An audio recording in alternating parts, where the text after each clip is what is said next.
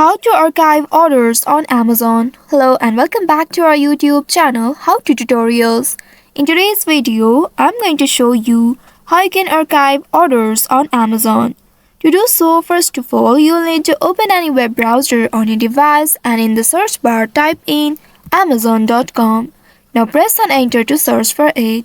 Within a while, you'll be taken to the official website of Amazon. Here ensure that you are logged into your account.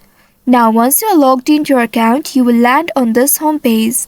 In this home page, at the top right, you will be able to locate Return and Orders option. Simply click on it. Or if you didn't see this option, you may also hover your cursor over this account and list option and from here select this orders option. Once you click on it, you will be taken to your orders page where you'll be able to see your order history. Here I haven't ordered any item from Amazon yet, so I'm not able to see any orders here. If you have done any order here, you will be able to see in this page. Simply find the order that you like to archive by searching or scrolling and then click on the archive order button which will be located at the bottom left corner of the order details. Once you click on it, a confirmation prompt will appear. There you will need to click on the archive order button in order to confirm and hide the order.